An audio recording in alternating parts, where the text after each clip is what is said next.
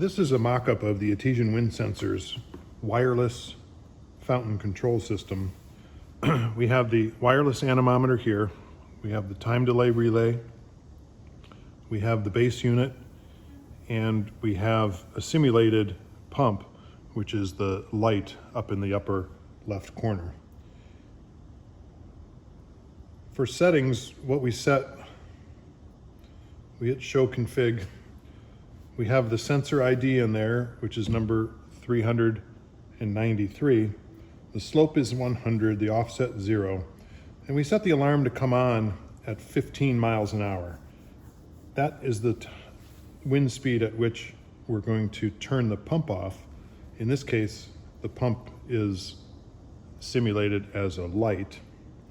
And then we'll allow the system to come back on when the wind speed gets to be less than 10. However, we can activate a timer, a delay, by setting these dip switches. That would delay the actual time when the pump would turn back on. So if we start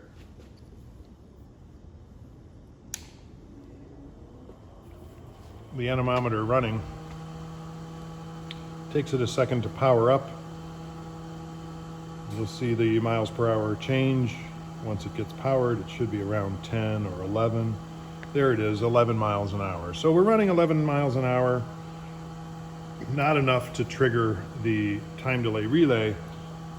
It's de-energized, so it's in the red, solid red LED. I have some canned air, and we'll get it to go above 15, which I got it up to 20 miles an hour. And you'll see what happened is the time delay relay went to solid green, which means that this alarm, the wind trigger relay, coming from the display via these two wires into this relay, has now been activated. So the system is energized, and you'll also have noticed that the light went out, which would be the pump getting turned off in a fountain control system. Once the speed of the wind goes below 10, which I'll simulate by turning that fan off. It goes below 10, it now triggered the time delay relay to start blinking. So the blinking green means that we are activating the delay that's set with those dip switches there. I have it set for 1 minute.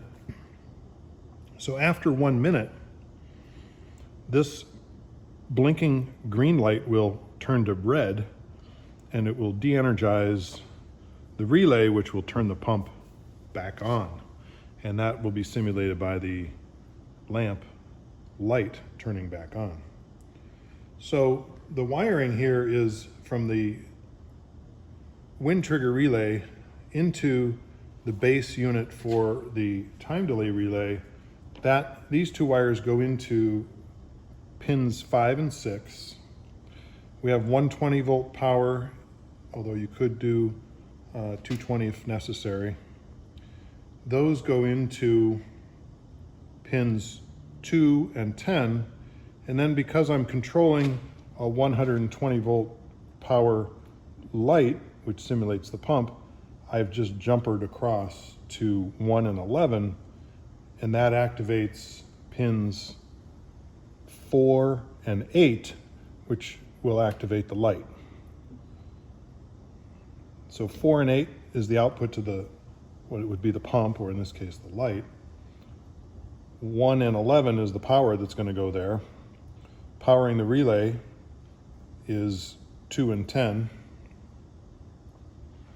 And the control switch goes to 5 and 6. You'll notice that while I was speaking there, the time delay timed out after 1 minute, so it went to a solid red, and the light turned back on. There's also a feature on the display that is a test button located right here with the red button. If I press that, it will momentarily activate this,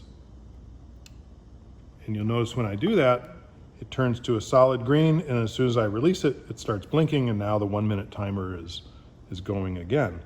If I press it again and hold it, you'll see it goes solid green, so it kind of stopped the timer. If I release it, it starts blinking and the timer will restart. So if we waited another minute, the light would come back on after the delay time has been met.